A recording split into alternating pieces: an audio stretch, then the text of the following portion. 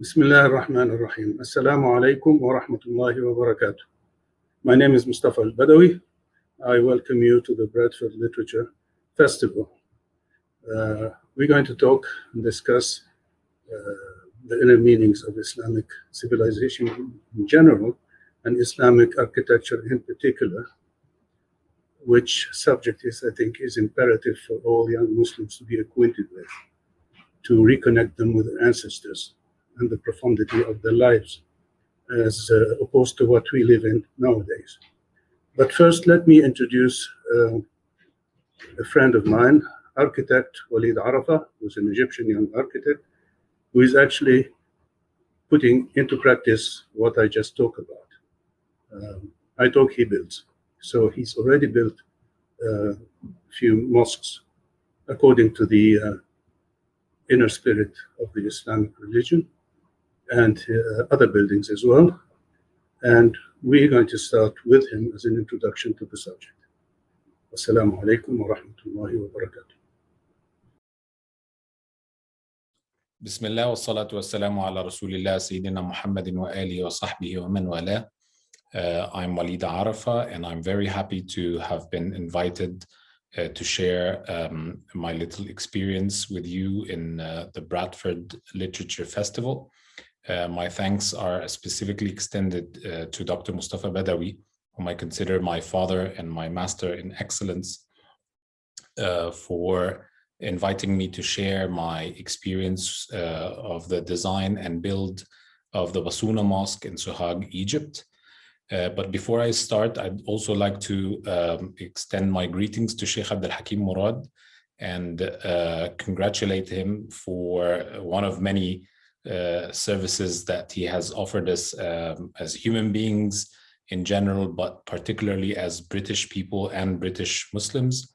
And the last service, but not the least, but the most recent service, to be more accurate, is the Cambridge Mosque, which I consider personally, as someone who has studied mosques in Britain, a great leap towards British mosques rather than mosques in Britain. So thank you very much for this wonderful mosque you have given us all, and that I've personally enjoyed praying the first Jum'ah in a couple of years ago. So Bismillah ar-Rahman ar-Rahim, we start with, I'm going to share my screen right now to share with you my journey in translating what I have learned from the scholars and the learned people. And specifically here, we are talking about Dr. Mostafa al-Badawi with all the principles, the great principles he has brought to our attention in a very understudied subject, which is the spiritual significance of Islamic architecture, in his book titled the same, The Spiritual Significance in Islamic Architecture. So I will just share my screen right now,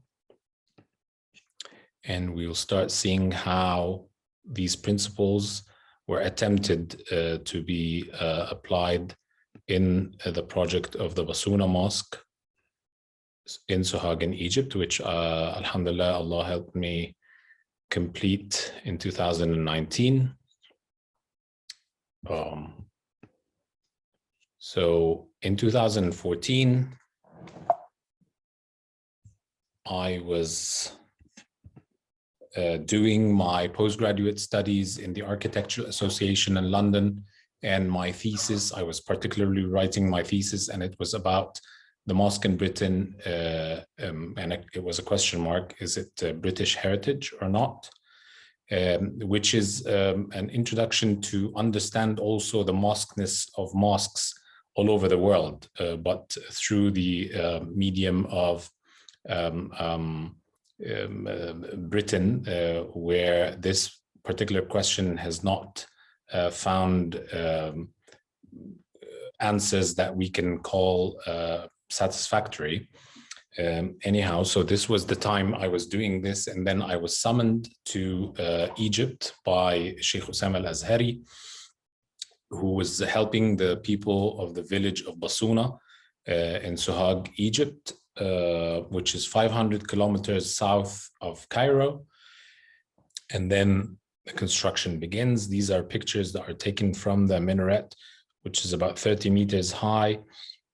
Looking down, we can see the 108 pendentive domes, all looking towards the north. This is the Qibla wall here. And then we have the central dome, and the first corner is happening to create an octagon to prepare for the first circular plan that is going to be the base of the dome. And then step by step, the dome is happening. We can see the compass here in action.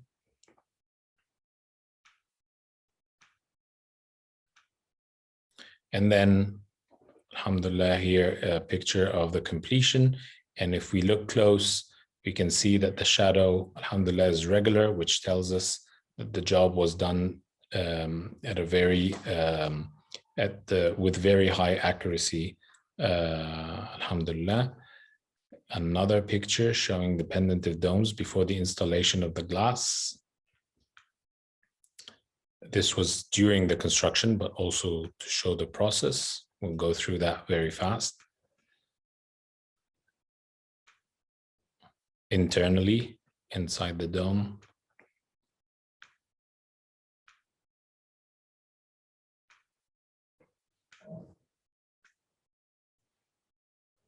All of these are shots to show the accuracy of the block work and how that works with the sun, the light, and the shade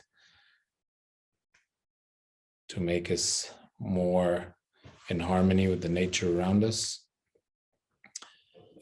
Here, very fast, I'm also referring again to the first stance towards heritage, which is if we have an ancient solution that still works till today, then there is nothing wrong with doing it. I mean, Dr. Mostafa often says that man has been drinking water when he's thirsty or when she's thirsty since the dawn of humanity up until now. Nobody says we need to renovate this or introduce a new solution. We still drink water to this day. So for instance, the problem here, because for windows and door, anything that is made out of wood in Upper Egypt is an incredible variation in temperatures between night and day and between the seasons, which would create shrinking and expansion, and which then would ruin any woodwork. And the only solution that we've seen so successful since maybe the times of the Mamluks, or maybe even before them, is this what is known, and that's a wrong name, but what people call arabesque. The right name is the al-ma'qali, ma'qali wood, like the detail that we see in front of us. And so I decided to do all the doors and windows using the same technique. The craftsmen that can do that are becoming extremely rare and unique and hard to find. But alhamdulillah, we found someone, and we did this lattice work, ma'qali, which followed the same geometrical proportional system that I was using through the entire mosque, which is another point here, diversity within unity. I followed one proportional system but we showed different manifestations, aesthetic and visual manifestations of the same geometry. These are the details of the door. The doors are very large, and so this technique was needed to avoid expansion. We can see the young man standing next to these doors is my younger brother. He's 185 centimeters, so you can imagine how big the doors were. But then again, this ma'qali detail that also secures privacy, because when it's close to the onlooker on the interior, he or she can see everything on the outside, and it's not the other way around. So this idea itself inspired another detail that I wanted for the staircase of the ladies' areas, because in Upper Egypt, it's the society, I mean, females are not very comfortable to be mixing with men outside of their family. And so in order for us to make the place welcoming for them, we needed to secure some kind of privacy. This was a trial in Lego, and then on the 3D, and here is the execution. So these little openings, people, when they're standing behind them on the staircase, they can see clearly outside and air can filter through, but then it gives them full privacy. As we can see when we look at it from the other angle. And then we're talking about the Cube of Cubes, which is an art installation done by Dr. Mostafa with the 99 divine attributes of Allah and names. But here it needed to be readapted, so it was flipped over in the other direction to be able to enable it to work as a mihrab, which needs to be a concave space in the direction of the Qibla.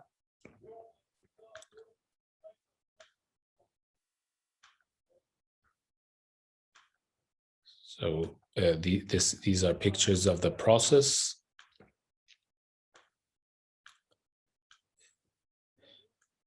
And again, we can see it all here in the 3D, and then we can see the final product, or the final images of the building after it was nearly completed. So the cemetery is on the right hand, the main street is on the left, the main entrance we can see over there.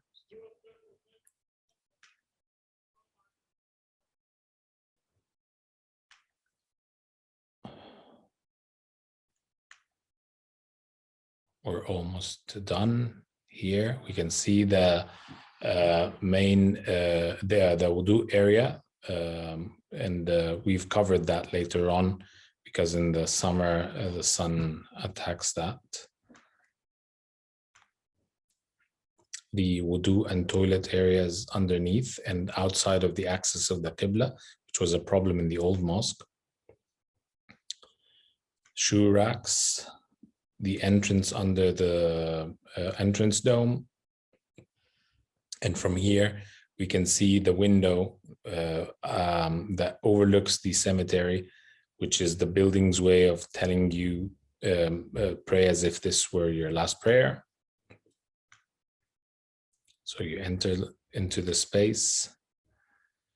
This image here shows us the old with the new, and with the new usage of the old. So the old, like the ancient, like the Cordoba Grand Mosque, the entrance dome, the completely innovated and new, the central dome, and the pendentive domes that are actually very ancient elements, but that were used in a different way for the first time as wind catchers and skylights.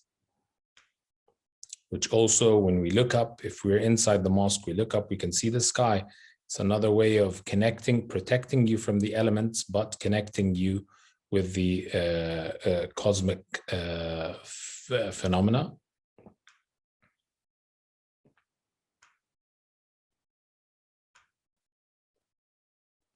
All of these are pictures of the mosque in its complete state without people, but hopefully now there's an image that shows you people during the Friday sermon. You can see the mihrab here, the cube of cubes, with divine names inscribed on them. This is a picture looking up. You can see the central dome.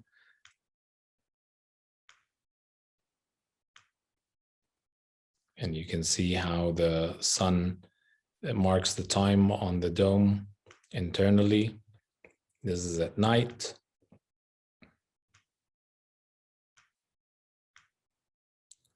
during the Friday sermon, on the outside, and then we can do the same round, but this is the staircase that takes you up to the ladies, exclusively ladies section, and downwards to the multi-purpose area that receives the increase of in the worshippers' numbers during Ramadan or Friday prayers. But during the rest of the year, it functions as a place that can receive medical services, temporary medical services, and tutelage and different social services for Muslims and non-Muslims alike. So this is it. This is the lower ground floor. This is the exclusive mezzanine for ladies. So the ladies can pray on all three levels. Those who wish to be completely in seclusion can go up to this level. And then other ladies who do not mind going into the main praying space, they don't need to use any stairs, and they can go just into the main space and behind barriers different in height and which is an idea that, although I finished this mosque before the Cambridge Mosque, but it's an idea and a lesson I learned from the Cambridge Mosque, catering to different preferences for the ladies. So more pictures of the mosque. This is the what you see from the side of the cemetery, so with the single window in the building. It's all clad in Egyptian sandstone, so local materials. And then it's the same tour, but at night. So we go through the main entrance again. And under the entrance dome into the main space. These cubes were made out of Egyptian alabaster, which is translucent. So there's lighting placed behind it.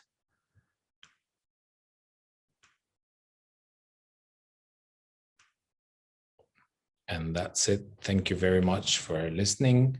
And I hope I wasn't too long. And thank you, everybody, again. Thank you. Assalamu alaikum wa rahmatullah. Bismillah ar-Rahman ar-Rahim. والصلاة والسلام على أشرف الأنبياء والمرسلين سيدنا محمد وعلى آله وأصحابه أجمعين. It's a particular personal pleasure for me to be able to enjoy the blessings as well as the intellectual insights of Sidi Dr Mostafa al-Badawi, who, as many viewers will know, has been a significant contributor to the nascent intellectual life of the English-speaking Muslim world, with his translations of some of the great Alawi classics of Imam al-Haddad and Marhum Ahmad Mashhur al-Haddad, his book Man and the Universe, a number of other significant contributions, and most recently his amazing book on the spiritual significance of Islamic architecture. So it's my privilege, Dr. Mostafa, to be able to engage with you this evening. Thank you so much. Pleasure is all mine, Ya Sidi. Thank you for having me. So I'd like to keep this fairly informal and try and get out of my ivory tower and look at some of the human as well as the spiritual realities that you're probing in the book.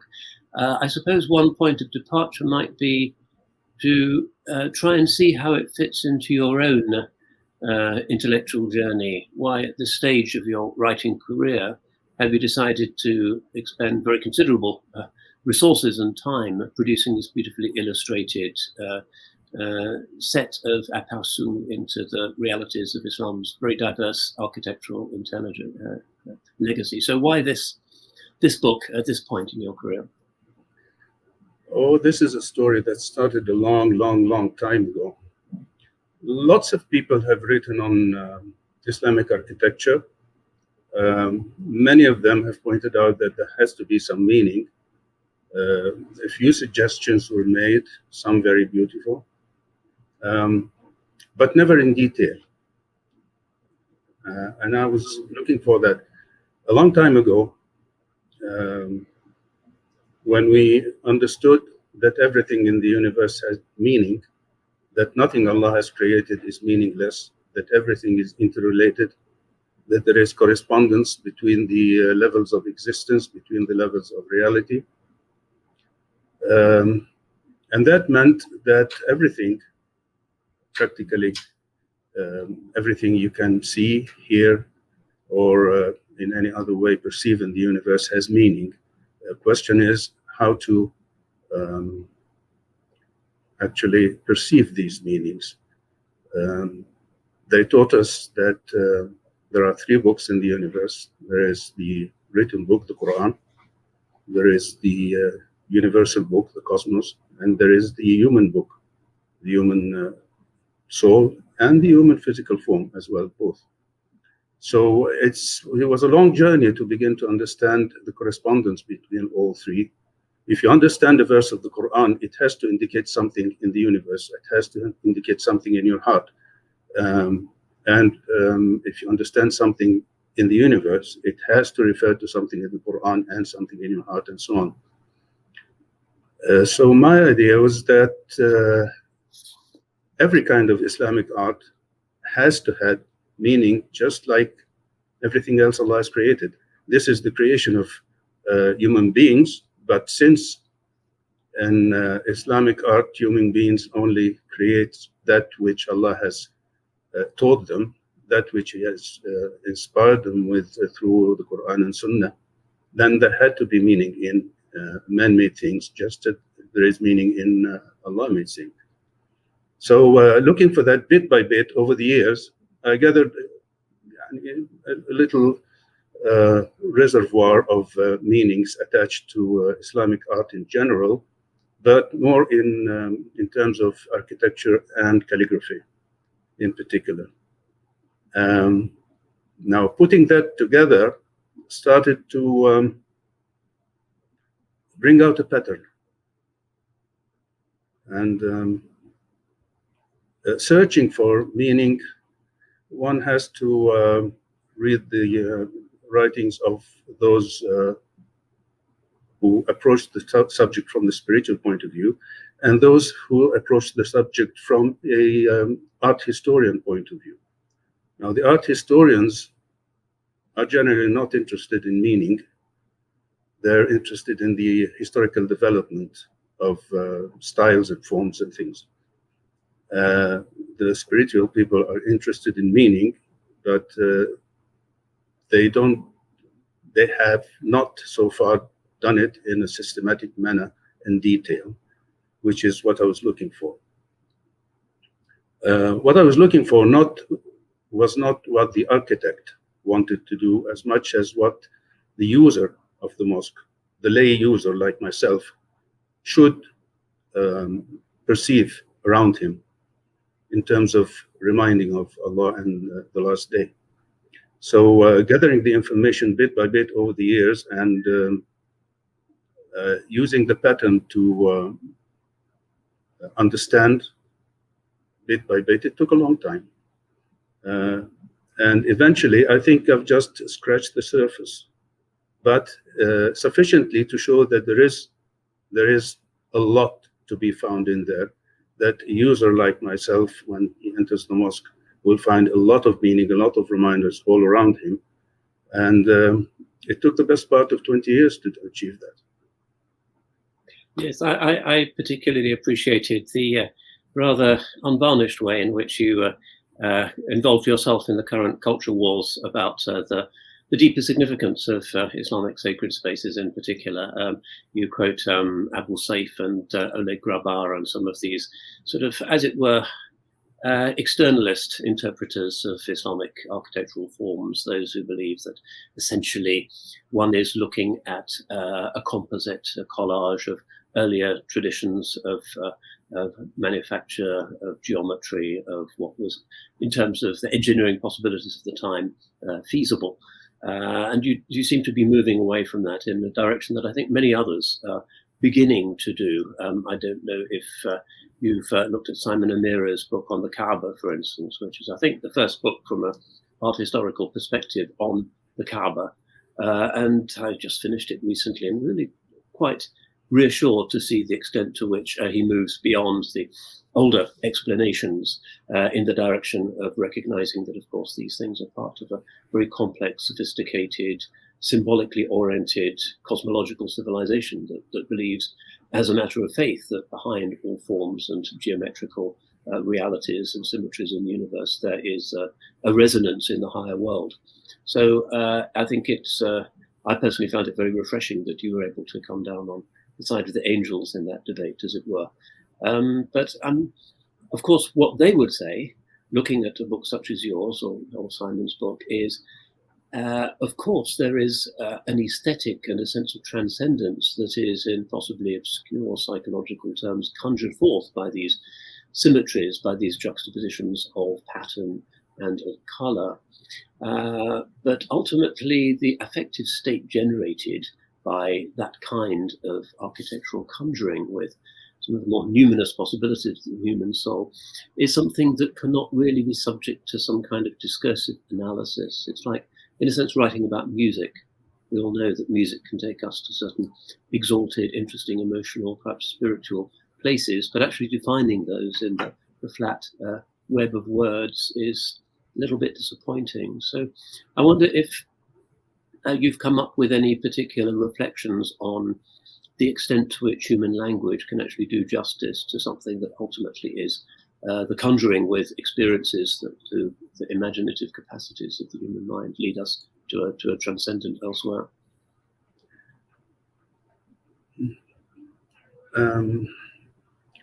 Well, with perceptible forms anyway. And you read the Quran, these are letters printed in black and white on the page, and you start from there. And then now we know that we have three main levels of being for a human being, which are the physical, the psychological, and the spiritual.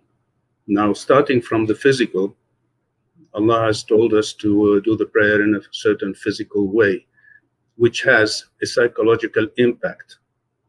And then it has a spiritual meaning. Now, the spiritual meaning starts by being something that is easily understood and graspable. And then if it sends you higher up, then you go into a formless dimension where things are perceived without them. So it all has to start with a form, a physical form, and then go up. Problem is that most people will stop at the psychological effect of things. You know, this makes me happy, this makes me sad, this makes me thoughtful, etc., etc., which is, in effect, the effect of music on most people. They would hear the tones and the melodies, and then they would stop at the psychological feeling that it produces in them. Whereas some kinds of music are obviously inspired and designed to produce a higher spiritual state than that. Architecture and calligraphy are just the same. You start with a form. The form triggers off thoughts, and thoughts, concepts would rise up until eventually it has to connect with one of the beautiful names of Allah, one of the attributes of divinity. And that is the ultimate goal of art in general. It should be like that. It should be something that starts from a form to remind you of Allah. It reminds you that the word is nothing but a tissue of the names of attributes of Allah and nothing else. There's nothing in existence except the names and attributes of Allah reflected on the mirror of creation.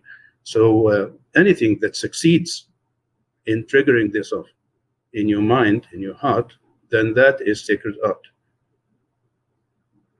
So you're fairly optimistic about the possibility of creating some kind of theology of Islamic aesthetics that isn't just about sort of psychosomatic reflexes that the brain generates when it encounters a particular environmental space, but is genuinely something that could be described as an encounter with transcendence.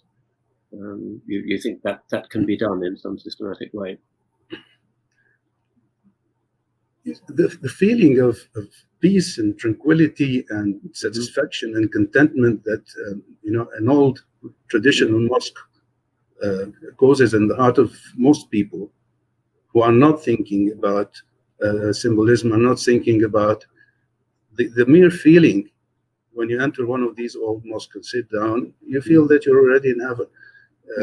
That cannot be coincidental. It cannot be accidental. It has to have been designed by the architects, and the architect who designed this must have been inspired by some higher spiritual understanding, by somebody who had the spiritual means of inspiring him to produce such a. It's a universal feeling. I think. Everywhere. If you go to a mosque in Morocco, like you go to a mosque in Samarkand, it's the same thing. You enter in the mosque if it's an old mosque, traditional mosque. Of course, what makes the point even more clear is that the current, what I call plastic mosques, the flashy new constructions that are designed by architects anxious to get the thing into the modern world and producing really. Now, what you feel in there is the exact opposite. You feel you're restless, you're uptight, you want to finish your prayer and get out as soon as possible. You don't want to stay there forever like in the traditional mosque. It's a major difference, an essential difference. And that makes the old mosques even more it makes the feeling even more clear to people. It's clear in people's mind that there is a difference. This is something that is felt, yes, at the psychological level, but then there are things that people absorb from the surroundings in a mosque and from the meanings and the decoration and the arabesques and the things that are subliminal. Yeah, they understand the meaning without actually having to explicitly think about it. Yeah, I particularly appreciated the way in which, again, quite outspokenly, you, as it were, turned the book into two narratives. First of all, there's the theology of Islamic sacred spaces, but there's also quite a hard-hitting diagnosis of the state of the contemporary Muslim soul as it engages with and generates some sacred spaces. And as you say, it's a sorry circumstance. Obviously, to make that diagnosis more extensively would require a series of books, because you're talking about the spiritual malfunction of the entire ummah, really, and you can see the same kind of externalizing and asymmetrical cacophony elsewhere in the contemporary Muslim reality. But it's one thing that I heard when I lived in the Middle East, when I was asking people why it was that they deliberately, it seems, built structures that defied universal as well as Islamic principles of symmetry and harmony, was that if the modern Muslim goes into a traditional harmonious space, he will feel so alienated and out of place that he won't be able to pray there. He needs the continuation of his brokenness in the place of worship before he can really feel relaxed and at home. Otherwise, he'll be too disturbed. I accepted that as kind of half an explanation as to why, at some considerable expense, modern sacred spaces are created in the Muslim world that seem to be deliberately in defiance of traditional and universal Islamic ideas of harmony, that the harmony simply cannot be born any longer. It causes too great an agitation in the soul. Do you think that's too cynical a view, or is there something to be said for it? No, I don't think that in this time and age you can be too cynical. Mm-hmm. We're hitting rock bottom, actually, but there are some good signs. I can see a few young architects who have started by actually studying the religious sciences together with studying architecture, so that when they produce what we would call innovations, they would be coming from a background of solid religious grounding, so that they would not be tied up to the styles of old, feeling that they have to copy what was successful in the past. But at the same time, what they produce is inspired entirely by their Islamic identity. One of those is architect Walid Arafa, who's done a mosque that has become now rather famous in a town called Basuna in Upper Egypt. He has not copied anything. He's done something which is totally new and at the same time entirely Islamic in spirit. So that was what we were aiming at that people would absorb the principles, and then out of this would come something that is a new style, suitable for the age, with material suitable for the age, and at the same time entirely Islamic, because the spirit is entirely Islamic. So this is beginning, Charlie. Yeah. No, I think that there are, as it were, voices crying in the wilderness, and hopefully they will become more numerous. And it does go back some time, because I recall that my first experience of visiting Cairo was an opportunity for me to visit Hassan Fethi, who I don't think does enter your book, perhaps because his interest is in vernacular rather than high culture. But he struck me as somebody who sought actually to inhabit, as well as simply in a kind of ideological way to perpetuate an idiom. And of course, he went on to serve the American Muslim community by building Dar al-Islam in New Mexico using his traditional Nubian masons. So he flew out of Aswan and Luxor and took them to Albuquerque, New Mexico, and did something quite remarkable there, an award-winning structure, which has become a kind of iconic jewel in the crown of American Islam. So that was, I guess, 40 years ago. And I'm not sure that there's been an immense amount of progress since then.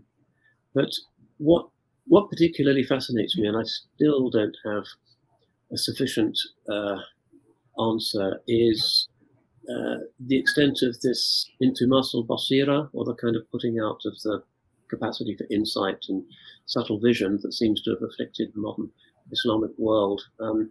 I recently read a book by Tessa Codrington, who's one of the long-standing expatriate members of the Tangiers community, which is, of course, a place where a lot of slightly bohemian Westerners have sought to go, and where they've enthusiastically bought up traditional Arab houses and filled them with traditional Arab objets d'art, carpets, fountains, and so forth. But their Moroccan neighbors want nothing to do with this, and they want concrete villas of what they take to be the latest Western style. And towards the end of the book, when she talks about the destruction of Islamic Tangiers and the attempts of these Westerners to hold on to what's left, she says that she talked to one of her Moroccan neighbors who said, "What you Europeans like, we hate, and what we hate, you love."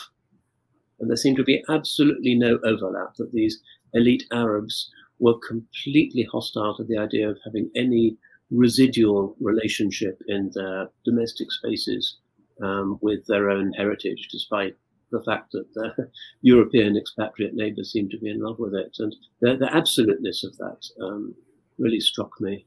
I don't know if you've personally encountered that particular mindset and the difficulty of explaining that the Arabs actually have a glorious heritage and it's not something that they need to be making war on. Yeah, the glorious heritage they want to put into the museum, not live it. Hassan Fethi, unfortunately, came too early. The time was not ripe, and consequently, he never had the chance to do everything that he wanted to bring everything to fruition. So, as you say, it was 40 years before somebody else, stepped in and began doing something else. What happened really goes back to the beginning of the colonial age, when the Muslims were really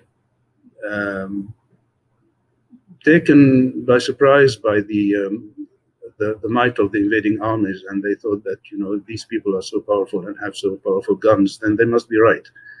So they said, if we are to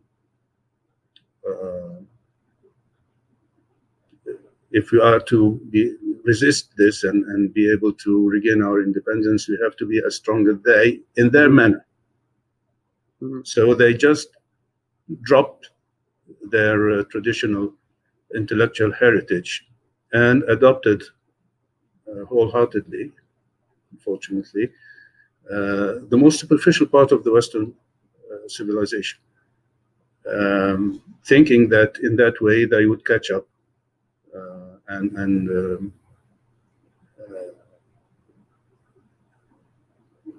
Obviously, such thing doesn't work. If things are not do not spring from the essential part of the Islamic civilization, which is their aqidah and their spirituality, then it cannot in any way be Islamic. It might be, I mean, they might catch up with some technological development or something, but the Islamic ethos, the heart, the spirit of Islam disappears. So it has actually disappeared from the hearts of a lot of people who think themselves good Muslims. They pray, they fast, they don't do anything wrong, and they do PhDs in Harvard and other places, and they think that they were able to combine Western technology with Islam, which is if you don't approach technology from inside the Islamic spirit, if you don't measure everything according to Islamic principles, if you don't order your mind according to the Islamic model, then what you do cannot be Islamic. It could be technologically perfect, useful, but it cannot be Islamic. So a lot of the intelligentsia in Islamic countries have actually dropped their intellectual heritage, are no longer interested in their intellectual heritage. They're interested in acquiring recent technological knowledge, and just because they call it by Islamic names, they think it's become Islamic. So this is a superficial way of thinking that makes people still want to live in concrete buildings rather than in... It was one of the principles of architecture all over the world, not just in the Islamic world, that you have to build with the material readily available on site. Yeah. You live in a forest, you build with wood. You live in like in Cairo, for instance, you know, they have they built the Mamluk architecture was all made of rocks because they were available since the pharaonic times. If you live in the desert, then you have to have tents made of camel hair and goat hair, and so on. Concrete is the exact opposite of that. And then the utilitarian mentality that came in with the advent of socialism and things. People thought that, you know, if you're a human being, then you need a cube 2 meters by 2 meters to work, another cube to sleep, and a third cube to pray. And that was it. That's what you needed, and that's what you got. And so you had these apartment blocks with tiny little apartments that caused constriction in the psyche of people and made delinquents out of the young people just because of the lack of space. This utilitarian mentality became pervasive for decades in Islamic countries, and the result was the obliteration of all traditional Islamic architecture. People no longer thought in those terms. But that goes back to the current mentality. And that's why when some Westerners rediscover the traditional way of life and are fascinated by it and want to, the Muslims next door don't understand what they're doing. Why are they doing this? I mean, we have here ACs and all kinds of gadgets. You know, what is so fascinating in an old house? They don't feel the peace and tranquility that old houses give. They don't feel that it is much more healthy physically and psychologically to live in one of these traditional old houses that were designed to provide maximum physical and psychological health as well as spiritual meaning. Yeah, I remember a long time ago once showing old Cairo to my father, who had been a quite distinguished architect and had been advisor to the Queen and so forth, and was part of that sort of modern architecture establishment. And we walked down the street called Bain al-Qasrain, which no doubt you know, going up to the Bab al-Futuh from the kind of Mosque area. And it's surrounded by wonders. Apparently, it's the world's largest concentration of medieval monuments anywhere on the planet. You've got the Mosque of Sultan Barquq and the Madrasa of Sultan Qalaun. You have the tomb of Shajarat al-Dur. You have the enormous Mosque of al-Hakim Amrillah. It's an extraordinary showcase of architectural brilliance. And my father was kind of goggling at this because there's nothing really like that anywhere in Europe. You don't get one cathedral next to another cathedral, next to another. It's kind of one in each city. But in Cairo, you've got many next to each other. And he could not believe, you know, the quality of the stonework, the brilliance with which the buildings related to each other. And then he said, where did these people go? Where are they now? Which is the good question, of course. And I said, they all died, was basically it. And there's no interest amongst the Egyptian elites, whether religious or secular, to even visit those places. If you go to the Mosque of Sultan Barquq, which is a wonder, and people keep writing PhD theses about it, the custodian has to pay for the light bulb himself because the Wizara can't be bothered to look after it at all. It's ruinous in a completely calamitous state.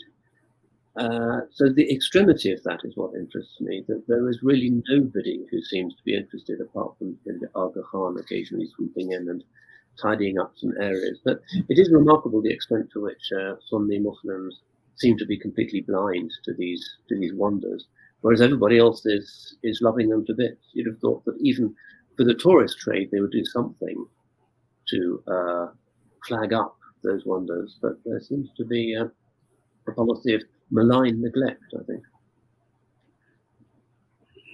Well, that's part of the story. You see, craftsmen in Islamic countries in general very seldom wrote down the details of their crafts. Mm-hmm. They passed them on orally, and there were what today is anthropologists would call initiation rites. The apprentice had to pass certain tests to be taught the next level. Yeah. And they kept that as more or less secret from everybody else. There were these guilds of craftsmen, and they had their craft well preserved.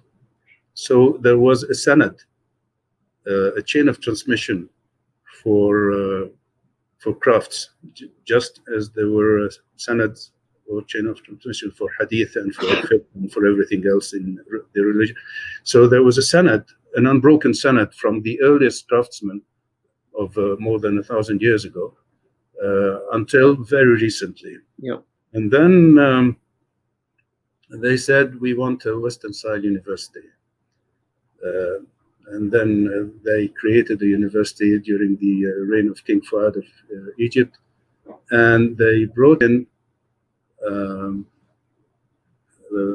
Italian and French architects to teach architecture, at which point the sanad was broken.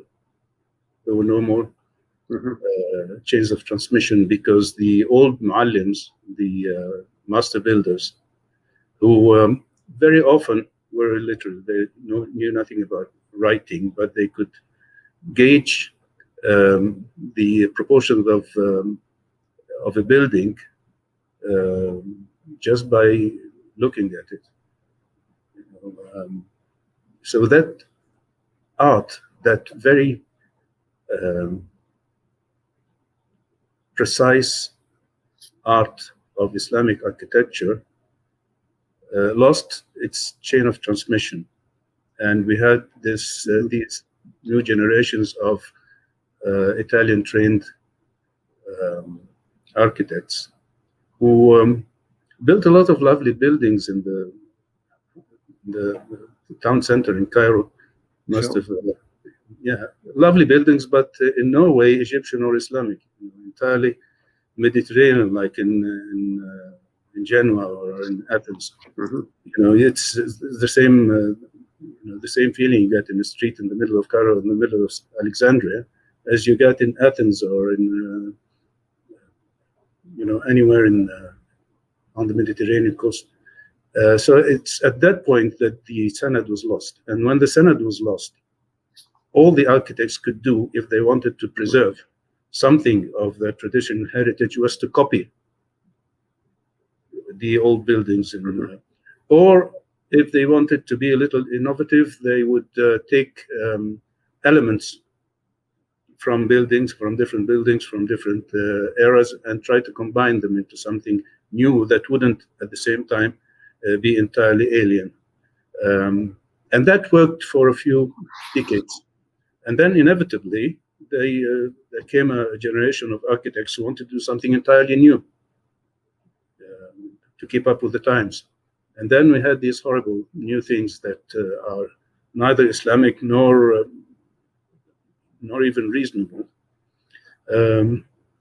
So that's what happened. What architects now have to do is to reconnect the sanad by actually digging out the real art of Islamic architecture and reviving it. Yeah, I mean, in terms of the Middle Eastern countries, the situation is quite dire, as you suggest. But in Morocco, I think that the traditional crafts and the guilds have more or less been maintained, albeit in a minor key, by various, usually royal initiatives. There are people who can make the traditional zellij, who know how to run water to a traditional fountain. The rug making industry is still there.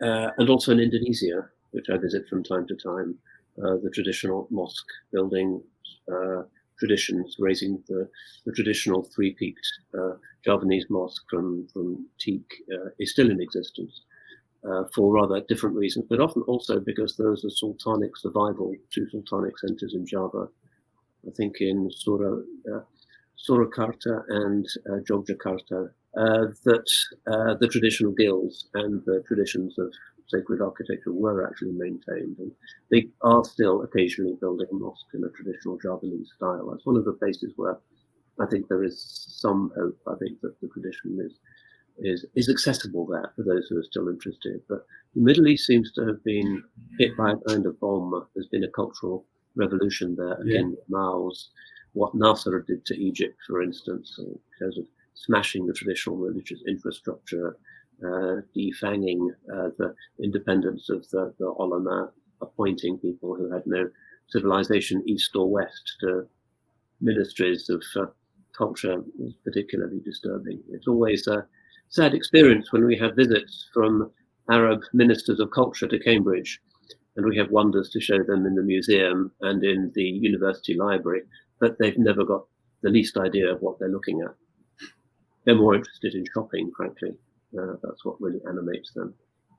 So yes, the Middle East is particularly badly hit, I think. As we, of course, have seen in Medina and elsewhere, there really is no residual awareness of the architectonic consequences of the Islamic religion. Which brings me to a question I've been meaning to ask you for a long time. I was very impressed to see the mosque you built in Cambridge. And I was dying to actually go in there and get the feeling from inside, because, pictures, however brilliant, are not. How did that come about? How did this brilliant construction come about? Where did the idea originate? Well, there are some countries where there is a local Islamic tradition of mosque building that you can extend. Even in places like the Balkans, Spain, there is a legacy that you can reconnect to. Of course, in our wind-blown island off the top left-hand corner of the Eurasian landmass, we've never had the blessing of indigenous Islamic culture. So when you say that you want a traditional building, it raises some very complex questions. There were some proposals for the mosque, because we had a design competition that wanted to replicate, say, Middle Eastern or subcontinental forms. And we felt that there would be an incongruity entailed by that, in that it simply would, as it were, unintentionally reinforce the claims of xenophobes that Islam doesn't belong in the UK. Often mosques in the West are designed as kind of aggressive statements of Muslim difference and otherness, which I think just plays into the hands of anti-immigration zealots who are now on the rampage everywhere. And we did have various far-right marches against the mosque as it was under construction. So we wanted to demonstrate the truth of the prophetic saying, وَجُعِلَتْ لِيَ الْأَرْضُ مَسْجِدًا, the whole earth has been made a mosque for me. And the fact that the religion itself doesn't lay down any particular stylistic requirements. There isn't a requirement in Sharia for a dome, for a minaret, for those familiar stereotypical features. So the design that was finally favoured was quite adventurous and unusual, that tried to take certain indigenous Islamic and specifically Gothic, British and Gothic features, such as sand vaulting, which is identified with King's College Chapel in England, and which actually is of Islamic origin. I don't know if you've seen Diana Dark's book, Stealing from the Saracens, which came out last year, which is about how Gothic architecture basically was brought to Europe by the Crusaders, and it's an Islamic style. When Christopher Wren was asked why he chose the Romanesque style for building St. Paul's in London, he said, the Gothic style is not a Gothic style, it's an Islamic style. And he thought it was inappropriate for a house of God. So we already have that kind of distant history of having imported Muslim mosque themes and geometrical principles from the Islamic world. So reconnecting with that, I thought, was a very interesting thing to do. And then partly in response to the green sustainability agenda of the mosque, it's an eco-mosque, we made sure that we used natural materials throughout, and that the natural materials and the structures were load-bearing, so no very unlikely sort of architectonic features, no odd cantilevers and improbable unnatural angles. The arches, the wooden trees inside the building are actually, they structurally hold up the ceiling, and that imposes a certain natural form upon them. So yeah, it's a very quite risky strategy, I think, trying to create something that is British but also Islamic, but isn't just a kind of funny importation of something from somewhere far away, which never works. It never works at all. But the real test of it is whether the worshippers feel at ease in the space. And our experience has been that our community, which has some very conservative sections to it in Cambridge, is entirely in love with the building and feels that it wants to spend time there. And I always think that one of the signs of a good mosque is that you want to lie down and go to sleep in it. Yes. Because you feel kind of serene. Sakina is present and you can relax. So people do that. So yeah, it's, although it doesn't look like any other mosque on the planet, it's very mosque-like when you go in, and it has a certain classical, recognizable feel to it. People find corners that they're familiar with. They all have favorite places. Their backs against a particular column. The articulation of genders is a way that Islamically is very intuitive. So it's been, yeah, we took a risk, I think. But generally, the response of the community has been positive, and just in a few days' time, we've got the jury for the Sterling Prize coming along, which is the UK's #1 architectural competition every year, and it's already won a number of prizes. So we shall see. I think it's already the best-known mosque in the UK. Whether it will set a trend or not, I don't know. But you must come and visit. I know you're a risk that had to be taken. The risk that had to be taken. Yeah, there had to be a first time. Yeah. In a sense, anything you did there would have been a risk. Even if you built a perfect replica of Taj Mahal or the Blue Mosque, that would have entailed all kinds of controversies and incongruities. So there was no easy option that we faced. But anything new, there's no easy options for anything new. And indigenous Islamic architecture has to come one day or another. You know that you cannot carry on copying other people. In a different environment, it doesn't work. And in the context of growing Islamophobic sentiment in British and European cities, it seems unwise for communities, when they're not required to do so by Sharia, to create a symbol of their presence that is aggressively rooted overseas. Yes. It's not wise to do that. The synagogues in England were aware of prejudice and always were low-key and tried to reflect local patterns, and they didn't stand out. Patterns, yeah. The mosques, unfortunately, sometimes quite assertively raise a fist of defiance to their neighborhood, and that makes Islam less popular, and of course obstructs the dawah process, because people, when they convert to Islam, they want to worship in a space that they can culturally recognize. So people instinctively felt that this was Islamic. They do. It's a very subtle and indefinable thing that people, when they have spent their lives going to mosques and attending Taraweeh and sitting during the Jummah, it becomes really part of their being. And you see people going into the Cambridge Mosque for the first time. And we had the first Jummah when the builders hadn't really finished, but they put planks outside and they said it was safe for us to use.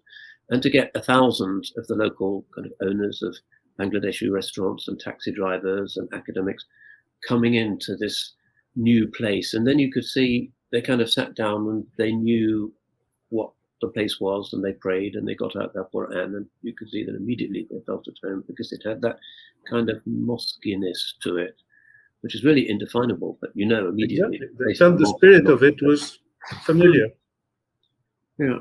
The spirit of the place was familiar. It wasn't something alien to them. That's precisely what we're talking about. We need to do something new for each environment, for each Islamic environment. Obviously, something new in Morocco would be unlike something new in Samarkand.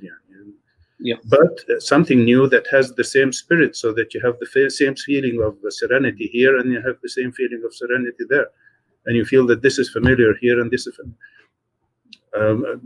If, for instance, I go to Nigeria and pray Taraweeh there, I would feel probably completely at home. I know what this is. I know a different kind of mosque, yes, but the atmosphere is familiar, the setting is familiar, everything is familiar. That's what we're looking for, the spirit of Islam in contemporary forms that do not.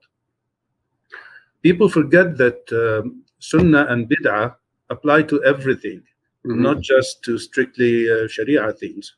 Sunnah is something that comes from the spirit of Islam, whereas Bid'ah is something that is that runs counter to the spirit of Islam. Anything at all, a way of dressing that runs counter to the spirit of Islam is a Bid'ah.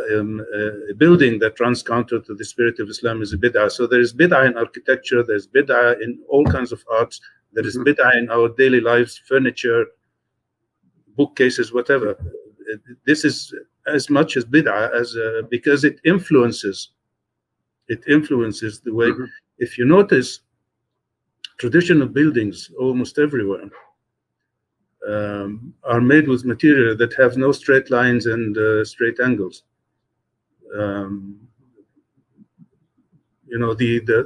They blend in with the surroundings. They blend in with the environment. They don't stand out as something alien to the environment. Whereas a concrete building is all made of small spaces, straight lines and square angles. And this tends to make people psychologically short-sighted. If you're cooped up in a small room, a square room, you tend to think in straight lines and square angles. And if you're programmed to think in that manner, then everything important in this life will escape you.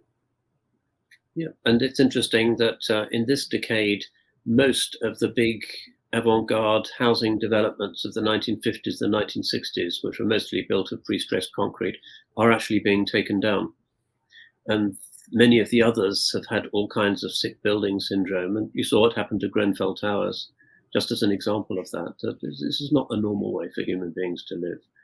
And historically, human beings have lived in a way that reflects the nature around them. And one of the things that one appreciates in a traditional mosque is that you do get a sense of the time of day. One of the things I love about the great mosques in Java, that was my last trip to the Muslim world, is that there the sun sets exactly in the west. And they have these beautiful windows around the mihrab, so that at Maghrib time you get this amazing golden light that comes in through the rainforest and fills the space just before the sun goes down, and it makes the Maghrib unmistakably special, and you feel that you're reintegrated into the movements of the planet and the solar system. It's a form of cosmic grounding, I think, that a mosque really, because its functions relate to the movement of the sun and the moon, should be able to heal us with. I think it's a substantial way of reinserting ourselves into the natural world.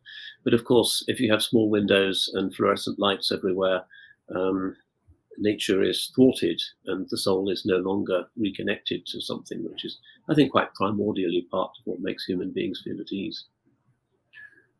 Yes, if you notice the great big lights in the mosque nowadays, they completely spoil your tarawih for you, because you're not praying at night any longer. You pray in the middle of the day, and it's no longer tarawih. It feels entirely different. It's you lose the feeling of the tarawih prayer, which is essentially a night prayer.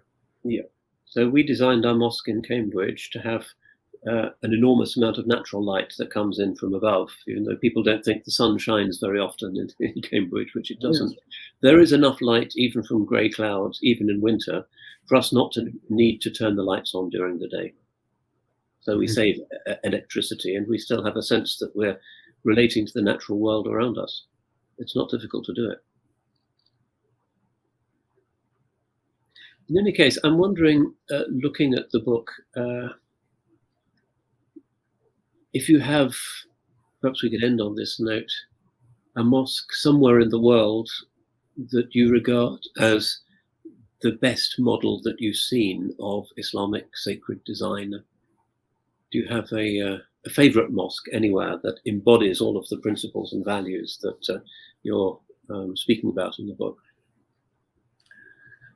Well, I'm really only familiar with the Egyptian scene, mostly in Cairo. I've never been to Morocco, so that's a major part that I've missed. I've never been to the Indian subcontinent, which is another major division. So I've missed a lot. You know, I've only seen these things in pictures, which are insufficient to actually. Egypt was the first Muslim country I visited, and I spent, at the age of 18, a couple of weeks before I went to university, photographing and actually drawing some of the ancient mosques. I did some pictures of the Mosque of Imam Shafi'i and other mosques. Do you have a favorite historic Egyptian mosque?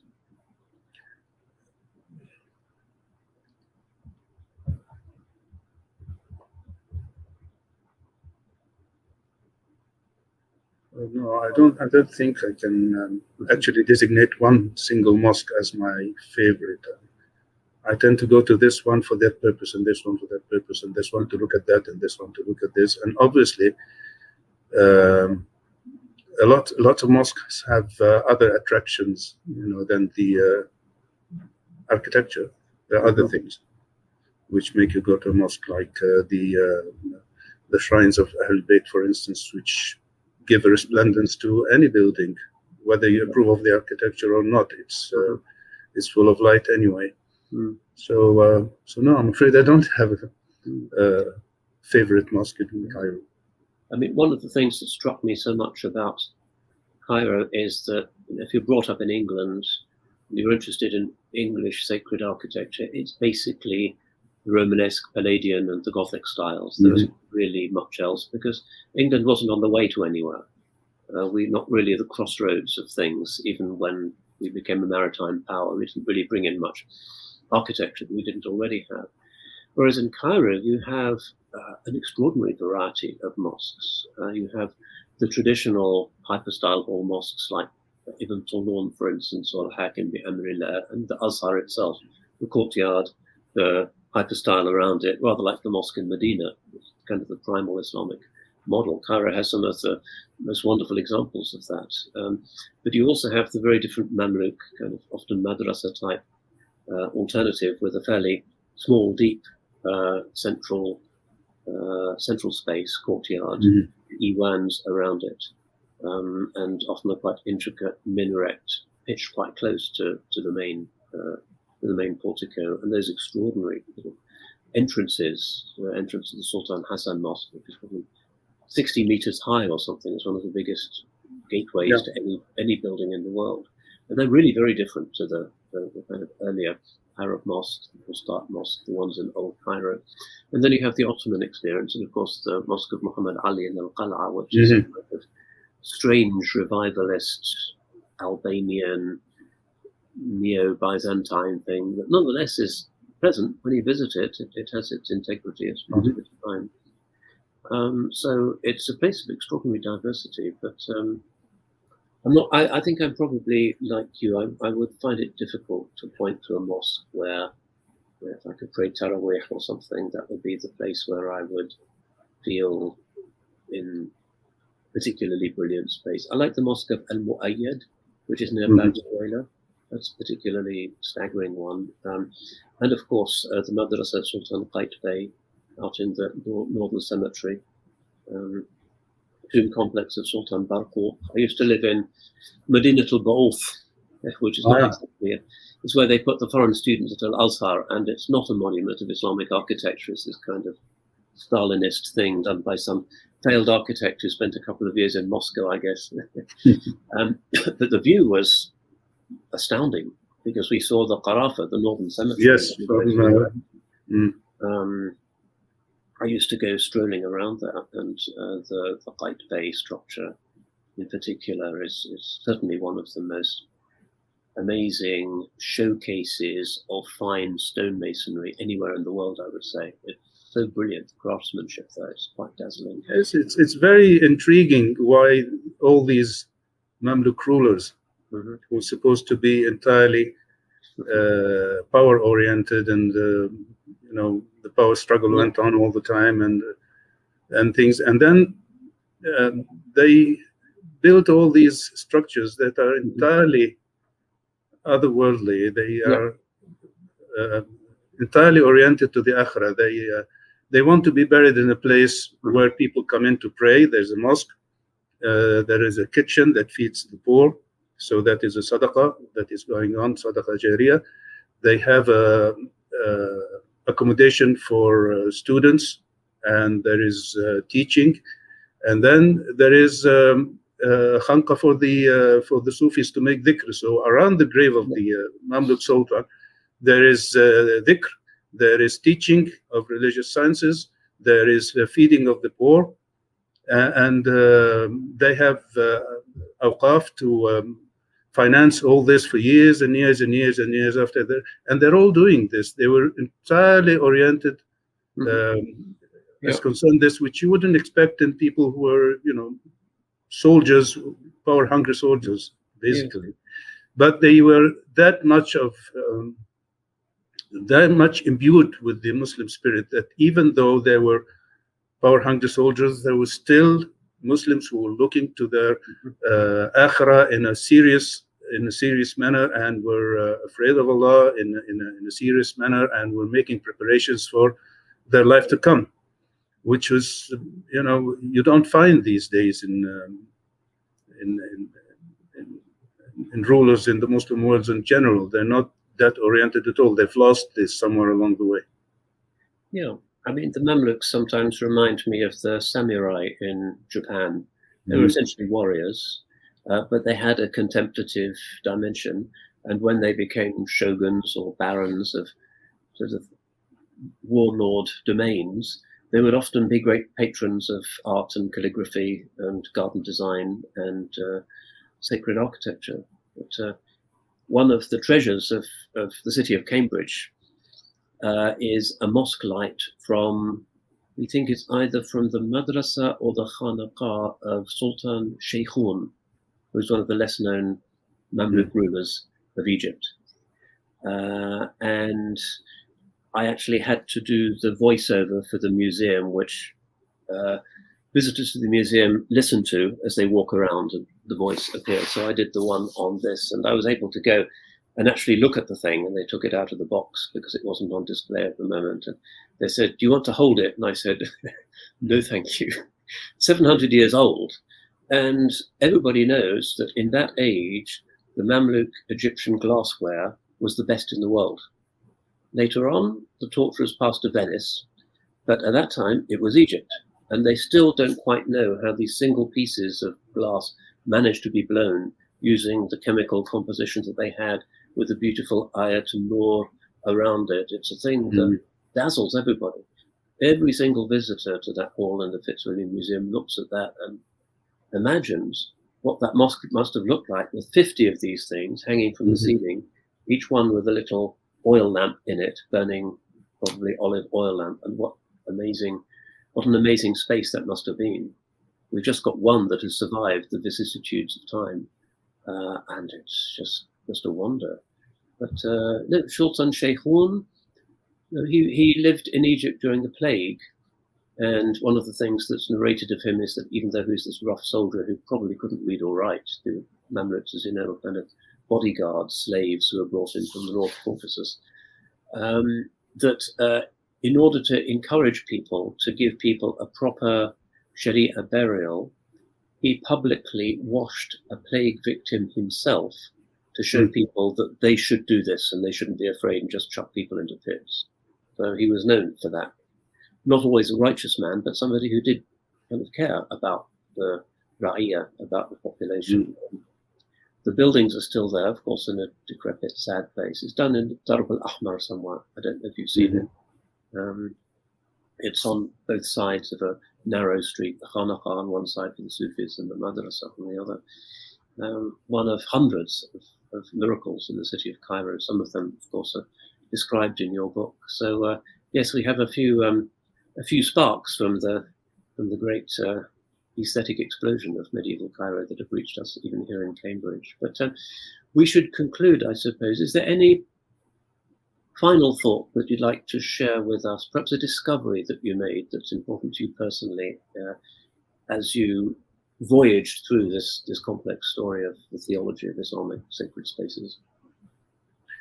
Oh, the discovery was that all the bits and pieces that people had written about here and there were all actually connected.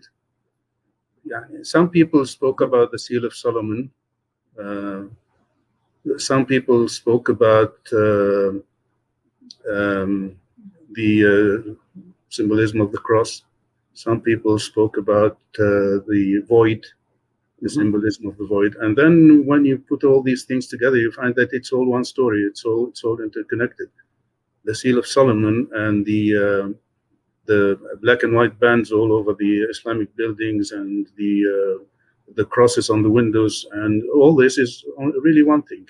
It all points out to a single meaning, and it's all interconnected. It's not that you can discover one bit here and one bit there and they're different and you have to understand each separately. You know, the whole thing is interconnected. The whole building, actually, the meaning of the whole building is just one tapestry. It's one